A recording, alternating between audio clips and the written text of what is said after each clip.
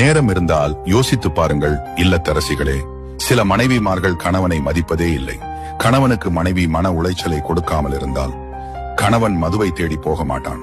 அவன் தனக்காக மட்டுமே உழைப்பதும் இல்லை, தனக்காக மட்டும் ஓடுவதும் இல்லை, தனக்காக மட்டும் சம்பாதிப்பதும் இல்லை. அனைத்தும் அவனுக்காக மட்டுமே இல்லை என்று தெரிந்தும் இந்த உலகத்தில் ஓடிக்கொண்டிருக்கும் ஒரே ஜீவன் கணவன்மார்கள் மட்டுமே. ஆனால் அவனை புரிந்து கொள்ளாத மனைவிகளே இந்த உலகத்திலேயே ஏராளம். கணவன்களை சிரிக்க வைக்கும் மனைவிமார்கள் கிடைத்துவிட்டால் கணவன் ஒருபோதும் கோவிலுக்கு செல்ல மாட்டான். மனைவிகளே, நீங்கள் தெய்வமாக மாறுங்கள். நீங்கள் சிரித்தால் தான் அவன் சிரிப்பான். உன் அன்பே அவனுக்கு கோவில், உன் வார்த்தைகள் தான் அவனுக்கு வழிகாட்டு விளக்கு. மனைவிகள் தெய்வமாக மாறினால் இந்த உலகம் ஒரு சொர்க்கம்தான். காரணமே இல்லாமல் கோபித்துக் கொள்ளாமல் சிறிது நேரம் உங்கள் கணவர் சொல்லும் வார்த்தைகளை காது கொடுத்து கேளுங்கள். அதுவே அவனுக்கு பெரிய வரம். உங்கள் கோபத்திற்கு தீர்வு கிடைக்கும்.